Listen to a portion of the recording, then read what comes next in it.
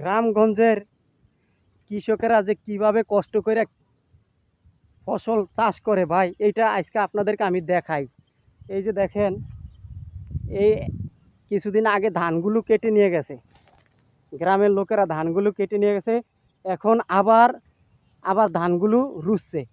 মানে বছরে তিনবার ধান হয়, বছরে তিনবার ধান হয়। দেখছেন, এই যে দেখেন, এই যে কিছুদিন আগে ইরি ধান রুইছে, ইরি ধান কেটে নিয়ে গেছে মাসখানিক আগে।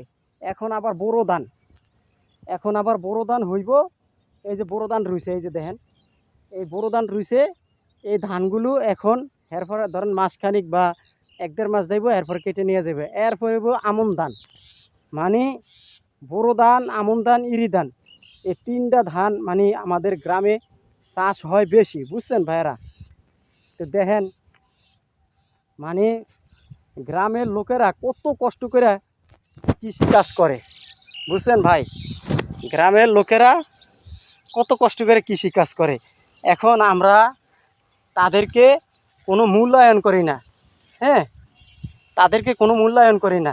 এখন তারা করে কি, এই যে শহরের লোকেরা তাদেরকে গ্রামের ভূত বলে, আরে চাষা বলে, হ্যাঁ, কিছু কিছু ভিডিওর ভিতরে বা নাটকের ভিতরে কয় গ্রামের চাষা, গ্রামের ভূত, ঠিক আছে। আরে ভাই, এই গ্রামের লোকেরা যদি এই গ্রামের লোকেরা যদি আপনাকে ফসল না করে দিত, তাহলে শহরের মানুষ কানা হয়ে যেত।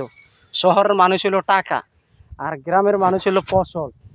এই গ্রামের মানুষ আছে দেখে শহরের মানুষ বাইসে আছে। এই যে ধান, এরপরে আপনার বিভিন্ন ধরনের সবজি, বিভিন্ন ধরনের মাছ, তরু তরকারি, এগুলা এই এরা আছে দেখেই আজকে শহরের মানুষ বাইসে আছে, বুঝছেন ভাই। তো যারা শহরের লোকেরা গ্রামদেরকে ভূত বলেন, আসলে এটা করা ঠিক না, এটা বলা ঠিক না। কেন জানেন? গ্রামের লোকেরা কত কষ্ট করে যে কাজ করে ভাই, কত কষ্ট করে পরিশ্রম করে। আমরা গ্রামের লোকের কোনো মূল্যায়ন করি না, গ্রামের কৃষি লোকদেরকে আমরা কোনো মূল্যায়ন দিই না শহরের লোকেরা, হ্যাঁ। আরে ভাই, গ্রামে কিছু কিছু লোক আছে এই শহরের লোকের থেকে অনেক টাকাওয়ালা, অনেক অনেক টাকাওয়ালা, বুঝছেন দর্শক ভাইয়েরা। তো এই আমরা গ্রামের লোকদেরকে কোনো অবহেলা করুম না, এবং কোনো ছোট মনে করুম না। মানুষকে মানুষ কোনোদিন কেউ ছোট মনে করবেন না, সবাই এক সমান ভাই, একজনই সৃষ্টি করেছে, বুঝতে পারছেন দর্শক ভাইয়েরা।